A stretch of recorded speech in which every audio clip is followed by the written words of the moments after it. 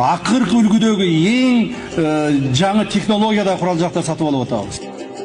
Берилген курал-жарактары, приспособление, оборудование боюнча дүйнөлүк деңгээлге жетип калыптыр да. Улуттук коопсуздук мамлекеттик кызматы төрагасы генерал-полковник Ташиев Камчыбек Кыдыршаевичке чоң ыраазычылыгыбызды билдиребиз. Камчыбек Кыдыршаевич бизди биринчи очередде койду, мекендечи элди биринчи кезекке коюп туруп, мына мамлекеттин кызыкчылыгы үчүн канча иштерди кылат, байрактарды тизип койдук, акынчы аксуңгурлардан бери. Точка коюп койдук, азыр бир душманыңды үндей албай калбадыбы? Акынчы байрактар деген биз үчүн мечта. Мындай чек арасылар жетпеген нерселер болгондо биздин түшүбүзгө да кирген эмес ал нерселерчи. Мамлекет биздин алдыбызда өзүнүн милдетин аткарды, эми бир гана биз ак ниеттүүлүк менен аскери кантка бекем болуп биз аткарыш.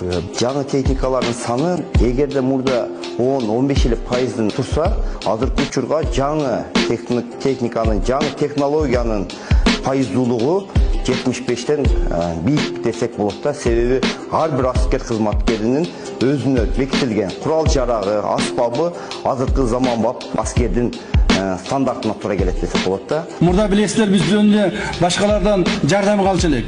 Жардамга бизге берген эски УАЗикте. Техника, которая сегодня представлена, это высокопроходимая автотехника является.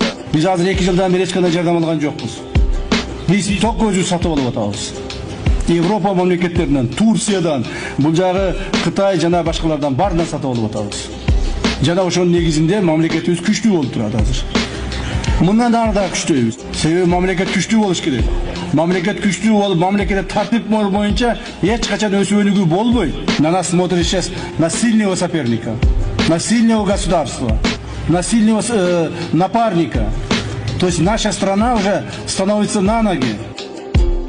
Мен Кыргыз армиясында такталып кеткен чек ара кызматында кызмат өтөп жүргөндө сыймыктар менен кызмат өтөп жүрүшөт да. Бүгүнкү күндө мына өзүңөр эле маалым болгондой, жашоо шарттары аскер кызматчыларга кандай жакшы деңгээлге келип калды. Ошондой эле аскердик техникаларыбыз, курал-жарактарыбыз жаңы заманбап талаптарына жол берип турат. Бул сүйүндүрөт.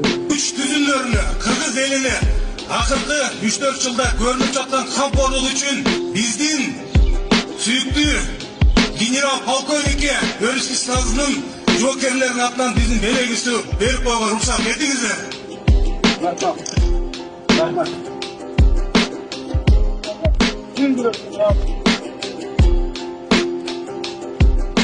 2024 жылы Улуттук коопсуздук мамлекеттик комитетинин мурдагы төрагасы Камчыбек Ташиевдин бир тууган иниси Казыбек Ташиев Оштун Кара Суу районундагы Жоош айыл өкмөтүнөн бир нече жер тилкесин алган. Тактап айтканда, асфальт бетон заводун куруу үчүн 6,25 гектар жерди 49 жылга, ушул эле аймактан кум шагыл аралашмасын казып алуу үчүн 26,6 гектар жерди 3 жылга ижарага алган. Агасы Камчыбек Ташиевдин таасири жана басым кысымдын арты менен аталган жер тилкелери үчүн Казыбек Ташиев үчүн ижара акысы өтө төмөн. Жылына 1 гектарына 3000 сом гана деп белгиленген. Ошол эле учурда Кара Суу районундагы башка ижарачылар 1 гектарына жылына 250 000 сомдон төлөп турушкан. Башкача айтканда, Камчыбек Ташиевдин иниси агасынын таасири, туугандык байланышын пайдаланып, башкаларга караганда жергиликтүү бюджетке дээрлик 80 эсе аз акча төлөп келген. Анысы аз келген сеп асфальт бетон заводу тиешелүү керектүү уруксат берүүчү документтери жок эле иштеп келген айтылууда. После того, как Садыр Джапаров уволил Камчыбека Ташиева, многие связанные с ним чиновники и депутаты потеряли должности. Некоторые были задержаны. Но окружению Ташиева грозит не только это. Недвижимость, рынки, земельные участки, карьеры, строительные компании – все, что Ташиев и его люди 5 лет отнимали у других, теперь могут отнять у них. А могут отнять и то, чего они не отнимали. Итак, кому же из ташиевских грозит кустуризация? Возможно, его семье. До прихода Камчыбека Ташиева к власти она владела телеканалами «Регион ТВ» и «Нур ТВ», сетью заправок ТАМАЗ и нефтебазой в Джалалабаде. Но с 2021 года близкие генерала обросли новыми активами. Сын главы ДКНБ Таймураз Ташиев стал успешен в госзакупках. На государственных тендерах обогатились 2 его компании. Еще две компании с его участием строили объездную платную дорогу в Узгене. Одним из партнеров Таймураса в этом проекте был экс-министр транспорта Нурлан Сулайманов, которого обвиняли в злоупотреблении должностным положением. Контролировал строительство дороги лично Камчибек Ташиев. Разбогател и брат главы ГКНБ Шербек Ташиев. Налоговая декларация за 24 год приписывает ему имущество на 12 миллиардов сомов. Тевдей таасирди тууганың болса, мамлекеттин жерин дээрлик бекер алса болорун ынандык. Бүгүн биз Кара Суу районундагы Жоош айыл өкмөтүндөгү таң калыштуу окуя тууралуу айтып беребиз. Бул жерде ижара акысы бирөөлөр үчүн миллиондор болса, башкалар үчүн бир түшкү тамактын баасында эле. 2024-жыл Жоош айыл өкмөтү Казбек Ташиев, Камчыбек Ташиевдин эниси. Ал бул аймактан жалпысынан 32 гектардан ашык жерди ижарага алат. 6 гектардан ашык жерде асфальт бетон заводу үчүн, ал эми 26 гектарды кум шагыл казуу үчүн. Эми эң кызыгына келели. Казбек Ташиев ижара акысына 1 гектар үчүн болгону 3000 сом төлөйт. Ооба, туура уктуңуз. Жылына болгону 3000 сом. Ал эми Кара Суу районунун башка аймактарында ишкерлер кум шагыл казуу үчүн 1 гектарга жылына 250 миң сом төлөшөт. Демек Ташиевке берилген жердин баасы башкаларга караганда 80 эседен ашык арзан болуп жатат. Мамлекеттик бюджетке канча миллиондор түшпөй калды? Бул катардагы арзанчылык эмес. Мындай төмөн баа Камчыбек Ташиев бийликте турганда Казбек Ташиевдин кысымы астында белгиленген. Бирок маселе муну менен эле бүтпөйт.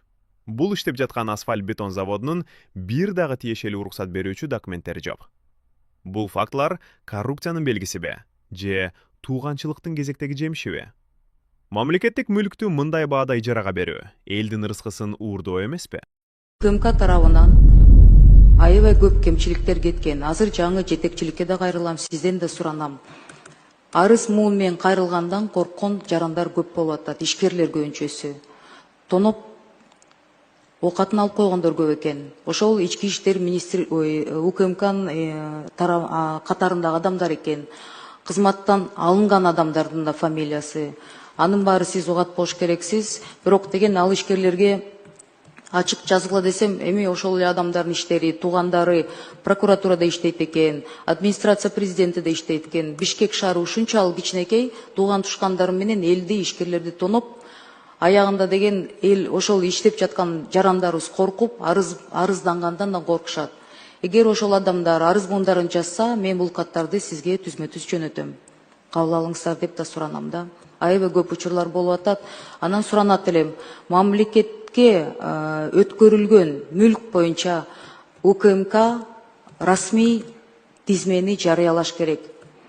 Канча оокат чынында ишкерлерден алынды, канчасы добровольно дегендей, канчасы принудительно, канчасы чын эле ошол мамлекетке өттү деген суроолор келип атат мага. Көпчүлүк учурларда ошол иштеп жаткан УКМКнын кызматкерлери өздөрүнө каттап алган, туугандарына каттап алган учурлар көп деп ачык айтылып атат.